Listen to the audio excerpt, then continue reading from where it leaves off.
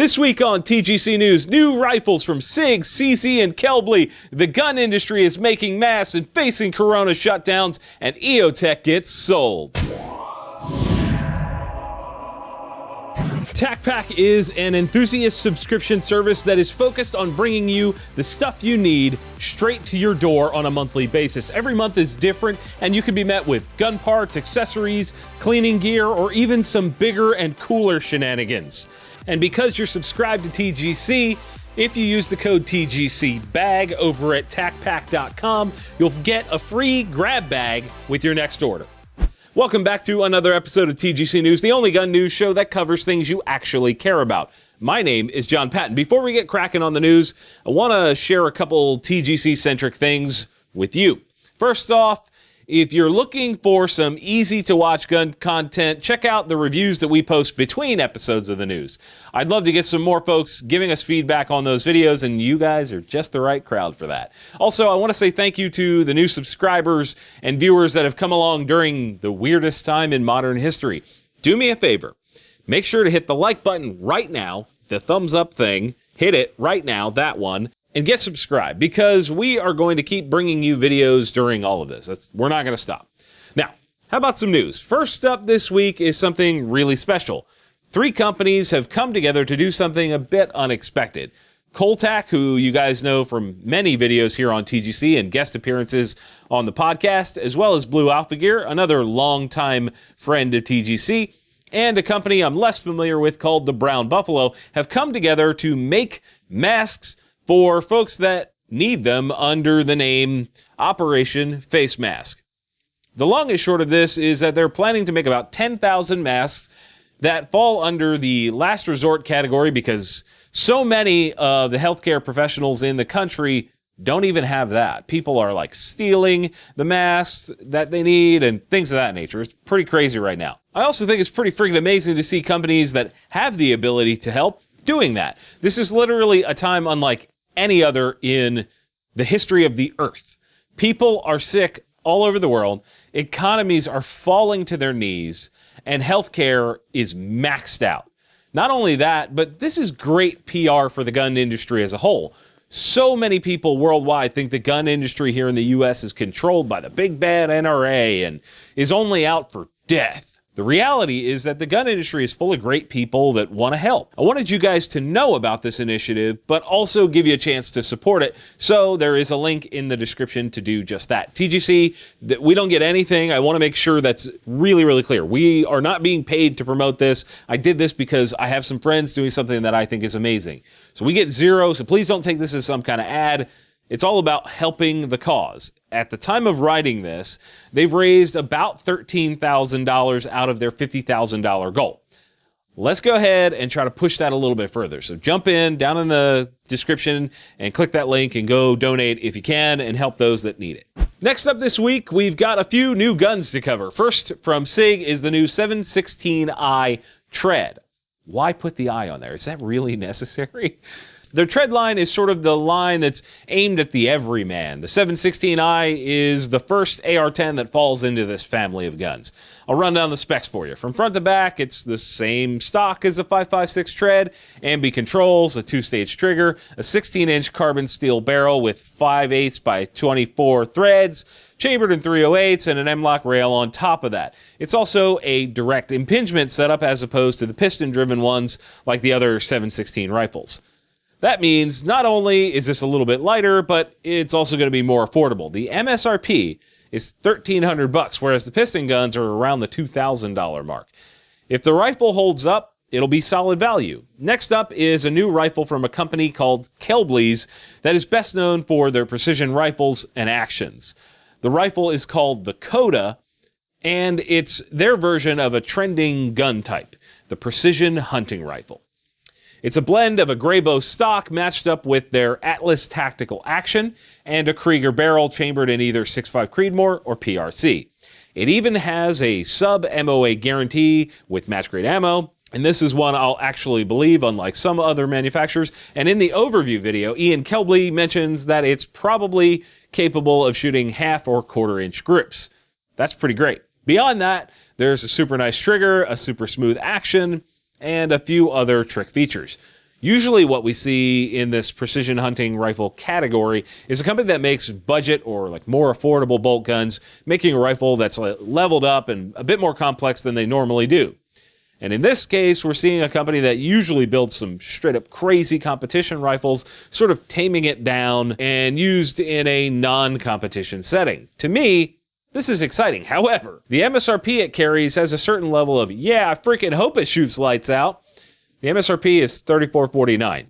Not cheap, but you don't get those hand-built super high-quality rifles for cheap. You just aren't going to get that. Next up this week is a new one from CZ called the 457 LRP, or Long Range Precision. For those that don't know, the 457 is their rimfire gun, so a long-range version should be interesting. I'll hit the highlights for you. Besides the normal 457 features, which are great, it has a 20-inch varmint barrel that's fluted and threaded.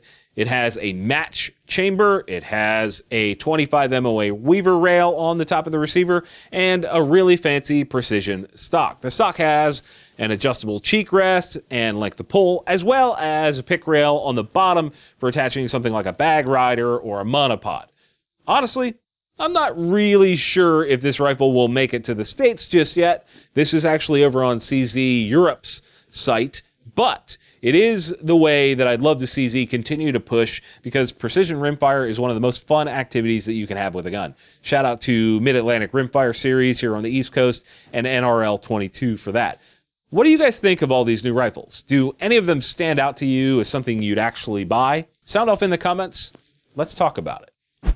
How about a little industry news? First up, something that seems a bit weird to me.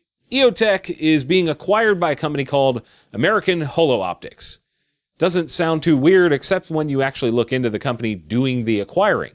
They appear to not exist. There's no website, and the company that they're supposedly a part of, Kochar Management, Kokar, I'm not really sure how that's pronounced, Kochar, I don't know.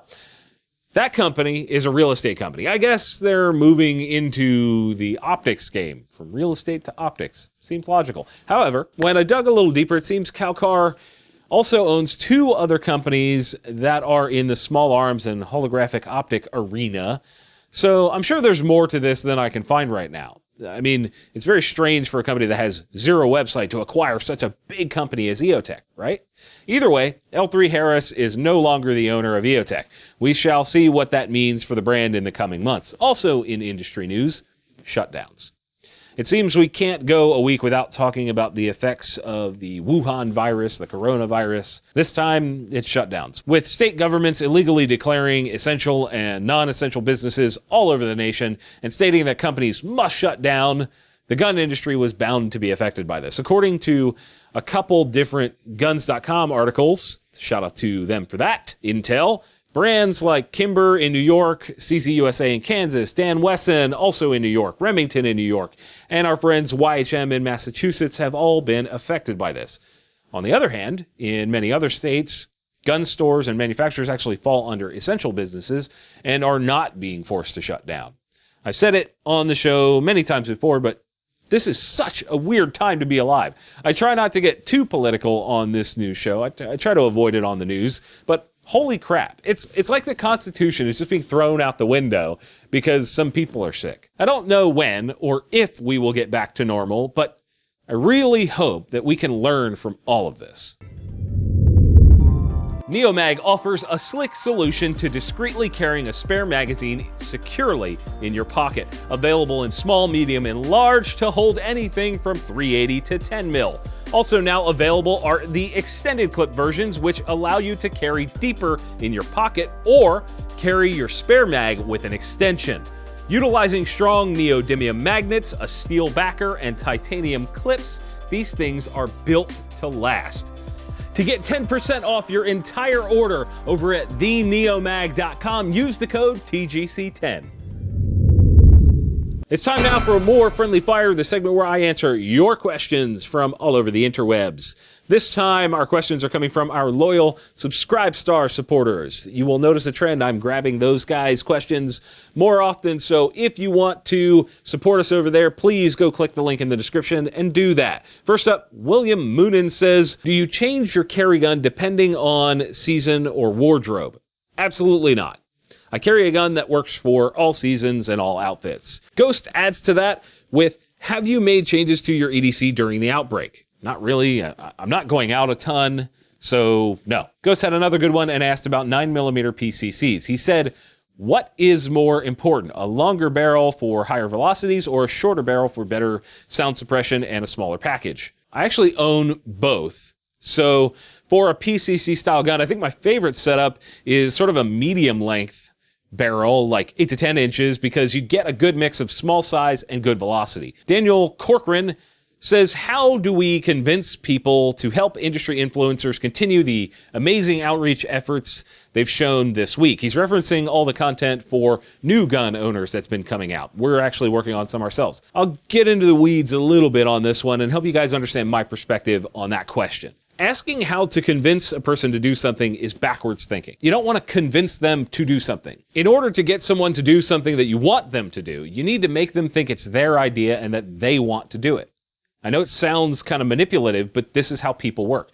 If you come at it from the side of you wanting them to do something, it will often not end the way that you want. This transcends specific issues and is just straight up human behavior. As an example, the best way to get people involved in the gun rights battle is to make them believe that they want to be involved.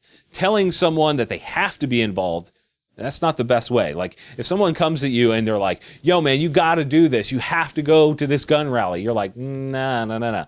You're going to probably react in a less than positive way. However, if you're like, hey, man, everybody's going. It's going to be rad. There's going to be so many cool people there. You're basically putting ideas in their head that make them want to feel a part of something. And that's how you get people to do it. So, in my opinion, the way to get people to support this is to make it the cool thing to do. Make people feel left out for not supporting this type of thing and watch things change. Humans are really interesting creatures. My friendly fire question to you guys. What are you doing to pass the time if you're stuck at home? And if you're still working, what's it like with less people around? Or maybe in your area, is it still normal? Sound off in the comments below, and if you want to ask a friendly fire question, send that to me over on theguncollective.com, which is still under construction. Also, shout out to Brandon Herrera's video this week, We're All Stuck Inside. Go check that out over on his channel. It's an absolute riot, and we made a cameo. That's it for this week's show. I would love it if you guys hit the like button to show your support, and if you think we've earned it, get subscribed as well. As always, thank you all for watching. We'll see you soon. This week on TGC News, new rifle wow, that was terrible. And EOTech gets, let me start that over. The gun industry is making masks.